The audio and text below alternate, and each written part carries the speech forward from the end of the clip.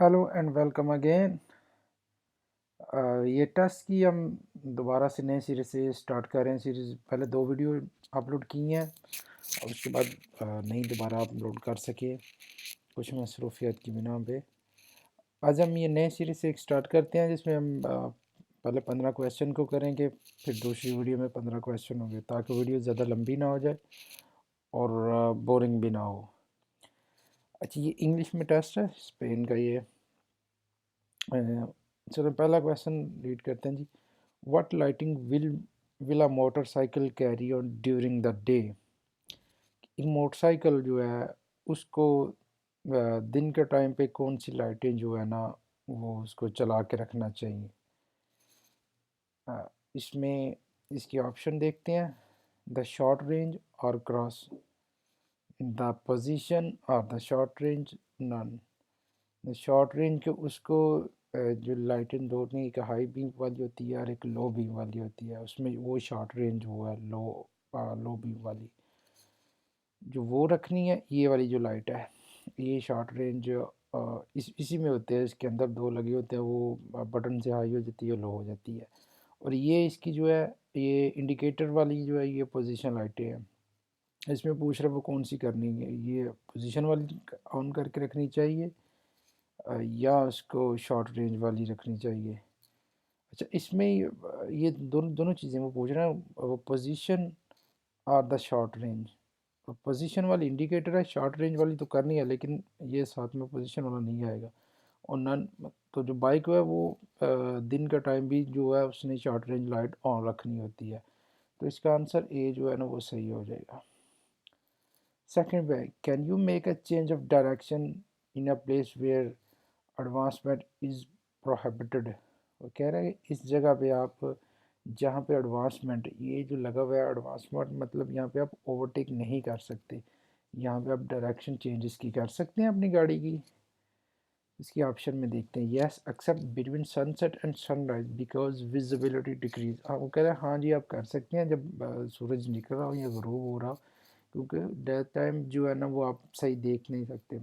Know unless the change of direction is expressly authorised. कहता नहीं, जब तक जो ऑथराइज्ड पर्सन है, पुलिस वाला है या ट्रैफिक वाले, जो वो आपको नहीं करेंगे आप नहीं कर सकते।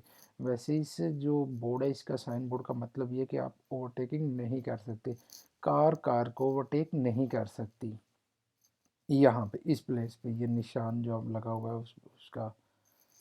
Yes when circulation in the opposite direction allow it. वो कह रहा है हाँ जब वो आपको जो है जो अगली जानब से जो गाड़ी जो आ रही है वो नहीं आ रही, रोड दूसरी जानब से खाली है तो आप कर सकते हैं।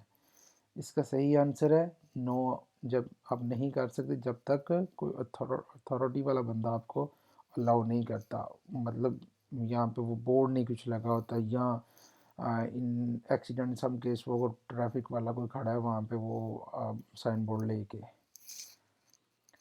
On a highway driving 3000 kgm truck, how far is mandatory to leave with the vehicle at। वो कह रहे हैं हाईवे पे आप जा रहे हैं, आपके सामने एक जो है 3000 किलोग्राम वाला ट्रक जा रहा है, तो उससे आप कितना फासला रखेंगे। 100 metre, 50 metre, the safety distance. तो नॉर्मली इसका जो है ना वो होता है, या जो ट्रक है ना उससे आपने सेफ्टी का रखना है, मतलब जितना आप उसमें महसूस करते हैं उसमें ये नहीं है 150 का, नॉर्मली होता है 500 का होता है। और टनल के अंदर जो है ना वो ज़्यादा हो जाता है, तो यहाँ पे इस क्वेश्चन के हिसाब से और सेफ्टी डिस्टेंस रखना है आपने।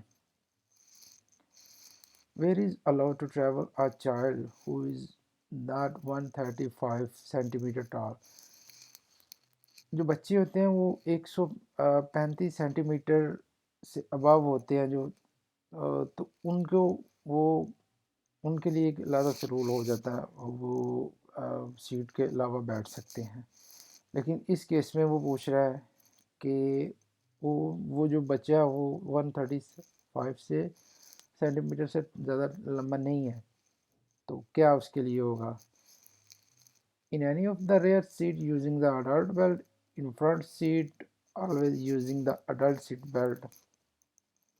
वो कह रहा है कि वो अगली सीट पे बैठ सकता है, वो सीट बेल्ट यूज़ करके, in any of rare seat using the seat belt, के ऊपर किसी भी सीट पर उसको बिठा के सीट बेल्ट लगा दें। In the back seat always using approved retraction device based on its size and weight. कह रहा है कि जी पिछली सीट पे बिठाना है उसको, और हमेशा वो जो छोटी सीट है वो उसके वेट और साइज़ के हिसाब से अप्रूव्ड होनी चाहिए। जिस तरह बच्चे का साइज़ होता है, वेट होता है, उसी हिसाब से फिर वो सीट भी होती है। तो आंसर इसका नंबर सी सही होगा। With the signalling at what speed should it circulate. ये सिग्नल है, ये दो साइन बोर्ड लगे हुए हैं। वो पूछ रहा है कि इस सिग्नल पे कौन सी उसकी स्पीड के साथ उसको जाना है। मैंडेटरी एट 30 km/h के हिसाब से क्या 30 जो है ना वो लाजमी है यहाँ पे साइज पे। दूसरे में वो कह रहा है एटलीस्ट 30 km के कम अज़ कम उसको 30 पे जाना चाहिए। At 30 km as a recommendation during the section where the danger zone remain. C में वो कह रहा है कि उसको 30 पे जाना चाहिए, recommendation during the section where the danger zone, कि ये जो जहाँ तक ये जोन का ये निशान लगा वहाँ तक जाना चाहिए। इसमें एक चीज़ हमें याद रखें कि जो स्पीड लिमिट, ये दो साइन बोर्ड आ जाते हैं जो स्पीड का आता है, और हमेशा वो स्पीड जो है ना वो ऊपर वाले पे डिपेंड करती होती है, ऊपर वाले साइन बोर्ड पे। अब कुछ में आता है कि यहाँ पे जो आगे है ना वो अगर आप हाईवे से गुजर रहे हैं तो वहाँ कुछ एनिमल का बना होता है और स्पीड का बना होता है, और वो स्पीड उस बेस पे होगी। अब ये स्कूल का जोन का एरिया है और वो कह रहा है कि वो 30 होगी। कहाँ तक होगी इसकी 30, कहाँ तक रखनी चाहिए, ये स्कूलिंग जोन तक, कि जब तक ये जोन जो है स्कूल वाला रहेगा उसको स्पीड 30 रखनी है। जब ये ख़त्म हो जाता है फिर आगे जाके इस पे ये सेम इस तरह का बोर्ड आएगा, उसके ऊपर एक क्रॉस लग जाता है, फिर पता चल जाता है कि अब ये जोन स्कूल वाला जोन ख़त्म हो गया, वहाँ से आप स्पीड जो है इंक्रीज़ कर सकते हैं। इसका आंसर होगा सी। A white line continue on the road substantially wider than in the general case। Okay, ये जो लाइन है ये जनरल केस नॉर्मल लाइन से जो थोड़ी सी ये वाइड है, चौड़ाई में ज़्यादा है ये। तो इसका क्या मतलब है, क्या ये लाइन की क्या इंडिकेट कर रही है? Indicate the existence of special line service to delimit only the bus line. वो कह रहे हैं कि ये सिर्फ जो बस लाइन है ना वो है, बस लाइन के लिए। तो नॉर्मली जो बस की होती है ना लाइन वो होती तो वाइड ही है, लेकिन उसमें वो कट भी लगे होते हैं उसमें, और एक वो थोड़ा सा उसके उसमें ज़्यादा होती है चौड़ी। इससे indicate the edge of the road. वो कह रहे हैं कि जी ये रोड का एज है, रोड की कॉर्नर है, लेकिन वो रोड का कॉर्नर हो तो वो यहाँ इस साइड पे होनी थी। ठीक है, तो ये क्या है, ये स्पेशल लाइन है, स्पेशल व्हीकल है। स्पेशल व्हीकल मतलब वो एमरजेंसी के केस में यहाँ से कोई एम्बुलेंस या इस तरह का कोई मामला होते हैं तो इस स्पेशल लाइन से वो इस जगह से वो गुजरते हैं, इसको खाली रखना होता है। 7 पे आ जाएं जी। Does compulsory insurance cover damage to a person of the insured vehicle driver. वो कहता है कि कंपल्सरी इंश्योरेंस है वो उसकी जो पर्सनल बंदा है जो गाड़ी चला रहा है उसको डैमेज को वो कवर करती है। कंपल्सरी इंश्योरेंस हर गाड़ी की जो होती है, तो क्या यस इन एनी केस का, हाँ हर केस में yes except when the driver is a policy holder. वगैरह हाँ, जब तक ड्राइवर अगर पॉलिसी होल्डर है तो वो करेगी। तो थर्ड में है नो।